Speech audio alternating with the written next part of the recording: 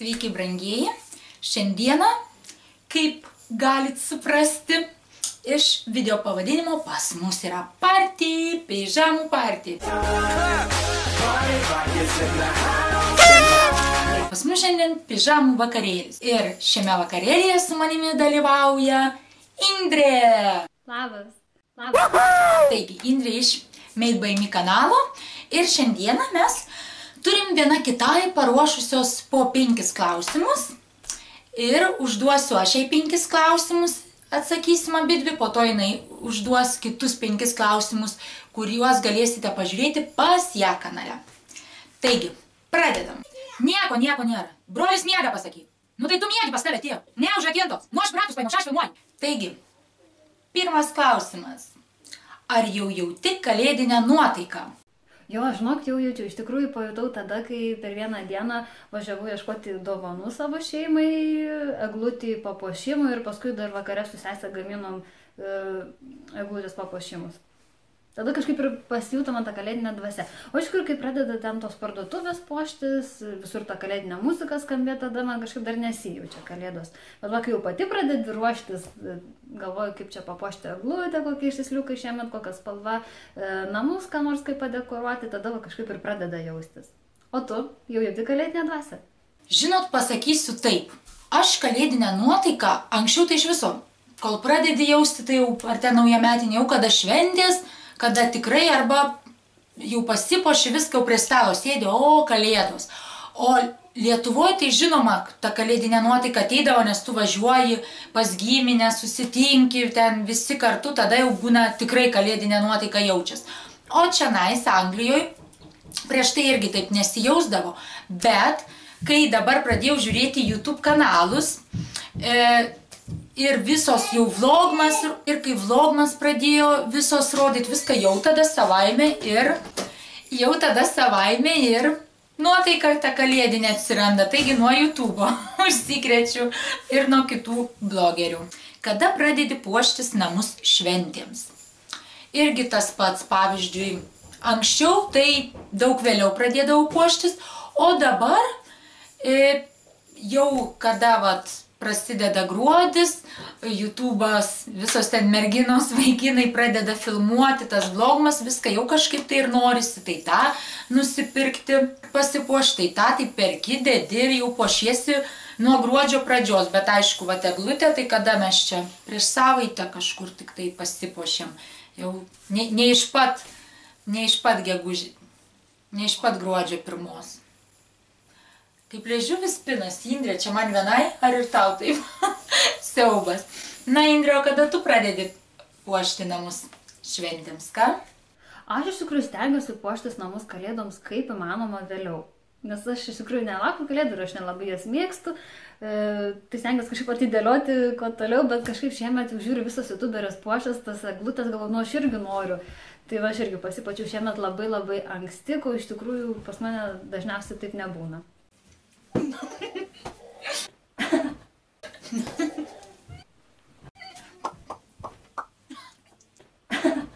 Trečias klausimas. Įsimintiniausios kalėdos. Na, galiu pasakyti, man tokios įsimintiniausios, tai toks nuotykis vienas. Atsimenu, buvau vaikas, Lietuvoje pas močiutę, kaip visada pas babytę mano balius, kalėdos, ar ten kūčios, nežinau, tai vakaras tikriausiai kūčių būna vakaras, o po to jau kalėdos ryte, tai kūčios ir dovanėlės reikia ten po 12. Tu gausi viską, kalėdų senis ateis ir pamenu tokį dalyką, kad man kažko ten, aš užpikau prie to stalo, nuėjau į kitą kambarį galinį tolimiausią, užsidariau ir sėdžiu ir mane visi šaukia. Kviečia mane, aš... Galvoju, nieko neatsidarysiu, nieko nesakysiu, man sako, Evelina, ateik. Nu ir žodžiu, aš nejau. Ir ką jūs galvojat? Siaubas. Pasirodo, aš po kiek laiko nueinu ir sako, nu ką, Evelina, va, pavėlavai, buvo kalėdų senelis, štai tau dovana, mes taip tave šaukėm. Nes, dar paskambino į duris kažkas ir mane pradėjo šaukti. Evelina, ateik. O aš gavau, neisiu užpykus. Ir tada ateina, atsidaro duris, man močiutė sako, nu va, Evelina, mes te taip šaukiam, o tu neatėjai.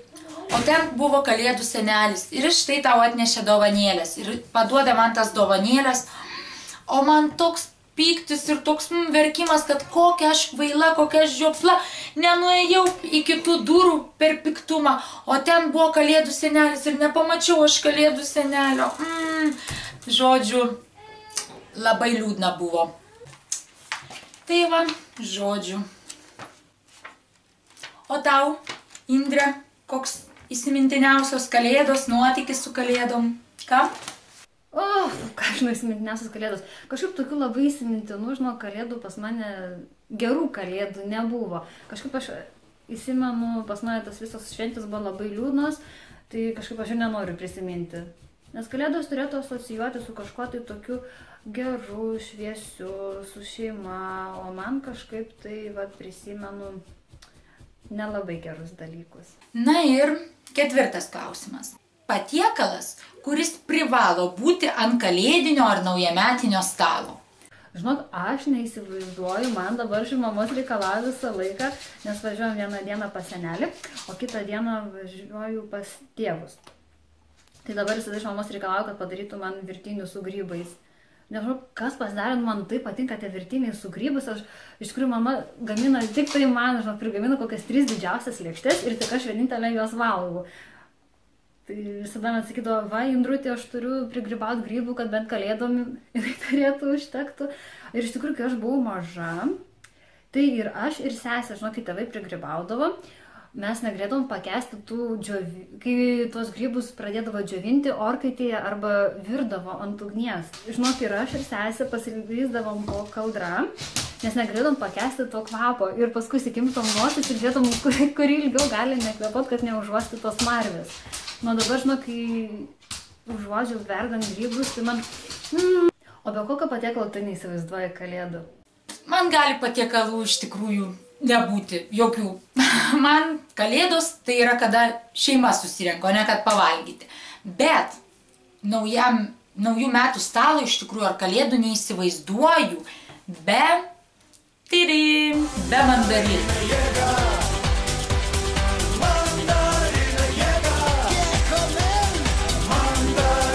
Kažkaip tai visada šventės ir turi būti, atrodo, mandarinų. Nežinau kodėl. Visada atsimenu, kai taip tų mandarinų ne taip jau būna, kad kasdien, o jau per šventės kažkaip tai visada ant stalo per naujaką, per kalėdas, per kūčias būdavo mandarinų. O pas jūs?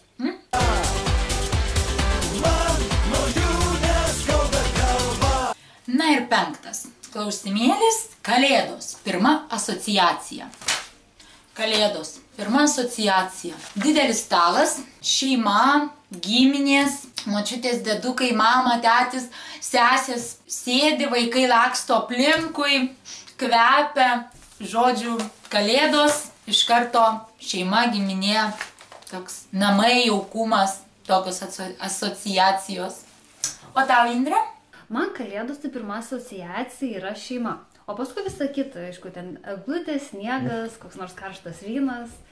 Kažkaip aš kalėdas asocijuoju būtent su tuo.